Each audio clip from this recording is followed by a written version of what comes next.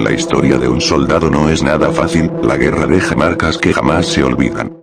Muchos mueren tratando de defender a su país.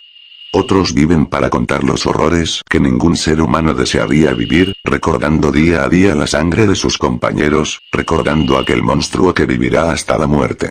La Primera Guerra Mundial fue un conflicto bélico centrada en Europa, que empezó el 28 de julio de 1914 y finalizó el 11 de noviembre de 1918. Dejó millones de muertos, muchas de ellas personas inocentes, soldados que dieron su vida en el campo de batalla, dejando atrás a seres queridos con la esperanza de ver su rostro una vez más. William Henry Johnson fue un soldado negro que dio su vida por un país que lo único que hizo fue juzgarlo y olvidarlo con el tiempo, dejando atrás un triste recuerdo de un gran héroe. Johnson nació el 15 de julio de 1892 en un pueblo de Carolina del Norte, aunque existen ciertas controversias ya que en otros documentos puso fechas diferentes. Se mudó a Nueva York cuando estaba en su adolescencia y ahí trabajó como portero en la estación de Albany Union en Broadway. Se alistó en el ejército de los Estados Unidos el 5 de junio de 1917, a la edad de 25 años, y se unió al Regimiento de Infantería de la Guardia Nacional número 15 de Nueva York, que se incorporó al servicio federal y se convirtió en el Regimiento de Infantería número 369.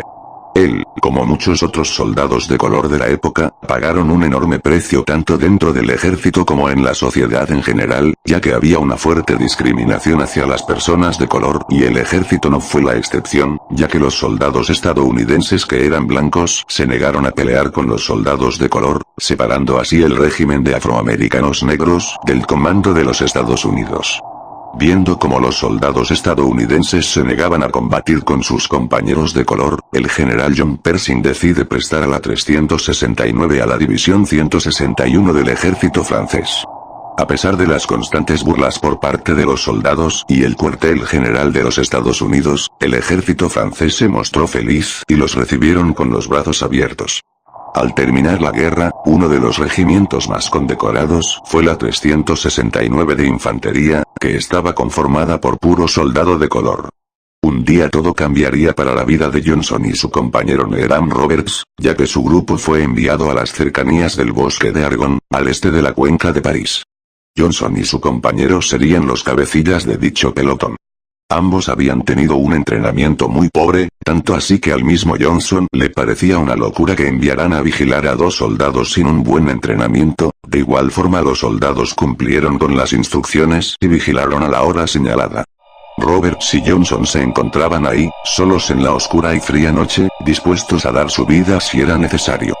Pasada la medianoche, los dos soldados comenzaron a escuchar disparos a lo lejos, eran los francotiradores alemanes que habían iniciado un ataque en contra de los dos soldados. Ambos sabían que estaban en clara desventaja, por lo que deciden resguardarse y preparan sus granadas para contraatacar rápidamente por si los alemanes deciden acercarse. Los disparos continúan, Johnson y Roberts saben que su vida depende de un hilo y que solo se tienen el uno al otro para sobrevivir.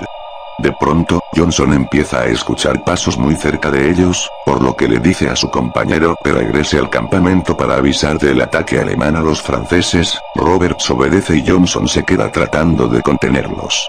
Roberts, al ver que su compañero está en serios problemas, decide regresar a su puesto para ayudar a Johnson de una muerte segura. Al regresar Roberts es alcanzado por una granada enemiga, esta lo deja herido de un brazo y la cadera. Johnson, al ver que su amigo estaba herido, corre hacia él y logra ponerlo en un lugar seguro. A partir de este momento el soldado sabe que está solo en la batalla, más cerca de la muerte que nadie.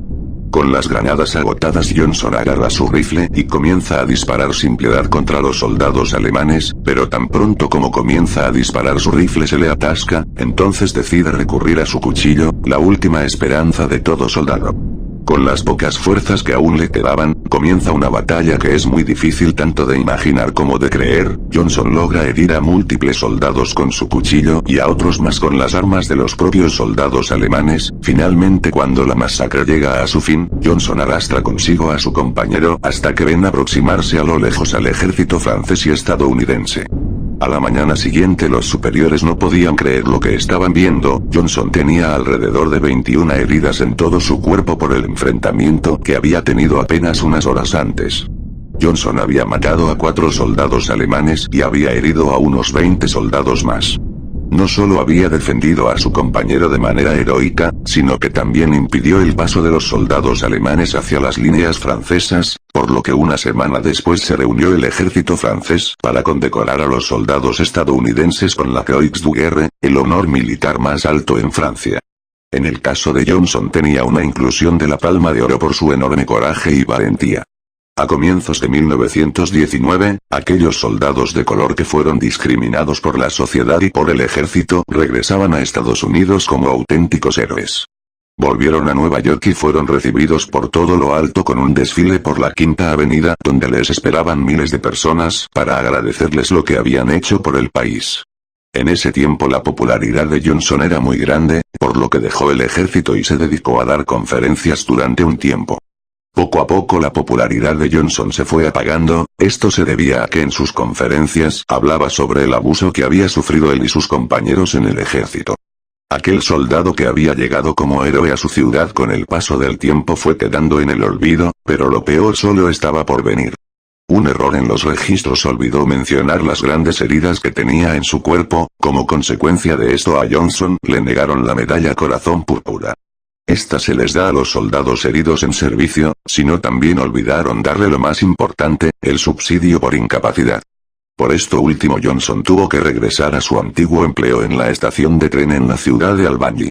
Esto fue un gran problema para él, ya que su pierna izquierda estaba destrozada y en el interior tenía una enorme placa de hierro, que le impedía realizar su trabajo además de los fuertes dolores que tenía al caminar. No pasó mucho tiempo para que Johnson fuera cayendo poco a poco en el alcohol, esto no solo le hizo la vida más difícil de lo que ya era, sino que también ocasionó que su esposa lo abandonara junto con sus 3 hijos. Johnson moriría en completa soledad en 1929, a la corta edad de 36 años. Años después de su muerte su historia fue ganando reconocimiento gracias a uno de sus 3 hijos.